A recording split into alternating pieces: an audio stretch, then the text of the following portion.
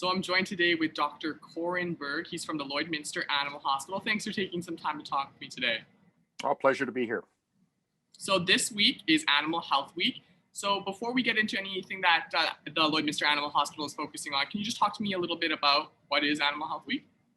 Every year, Animal Health Week is just put on as just to get a little bit of national exposure and focus on, the importance of animal health, and especially oftentimes is how it relates to human health.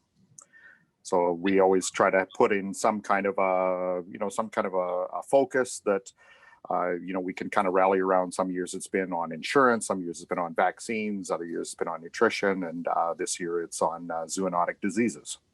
So this year, obviously, zoonotic diseases. Can you just talk to me a little bit about briefly what that is?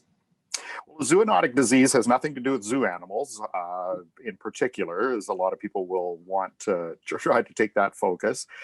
Anything zoonotic just means it's a disease that can be transmitted between people and between animals. And for the most part, we kind of think of it going from animals to people, but there are situations where the reverse can be true as well. So how can those diseases be transmitted between animals? Well, a lot of times it means that there's close contact between, an animal that is carrying a zoonotic disease and ourselves. And I mean, these can range anywhere from parasitic diseases to fungal diseases to viral diseases to bacterial diseases. And, again, there usually has to be some sort of relatively intimate contact. So, pets, livestock, horses, all of these guys are potential sources for these diseases.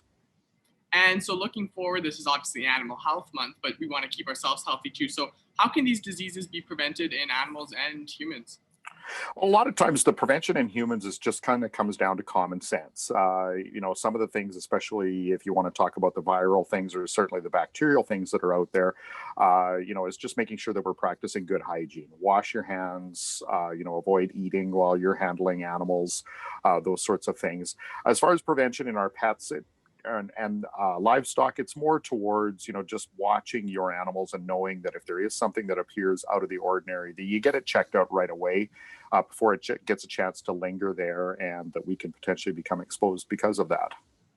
And are there certain group of people that might be more at risk when it comes to zoonotic disease? Oh, for sure. Anybody that's immunosuppressed. I mean, that category of people is always more at risk. That for some of the things that we deal with, if you do have a good immune system, it doesn't mean that you won't necessarily get sick, but you might not get as sick from it. So that, anybody undergoing chemotherapy, other immune-mediated diseases, you have to be a bit careful with those folks around animals. And why do you think it's important to recognize that Animal Health Week and, raise awareness about certain diseases?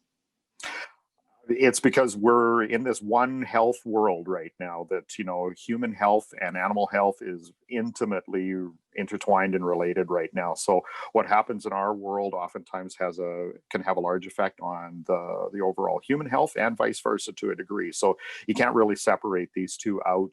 So it's just to make people aware, if you didn't grow up on a farm or don't have pets or anything like that, just to understand that, even from food safety and things of that nature, that there's a very close relationship between those two worlds.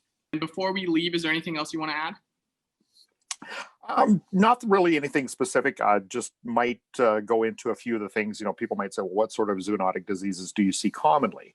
And, the things that we probably see the most common that owners will come with as fungal infections are a big one. Ringworm.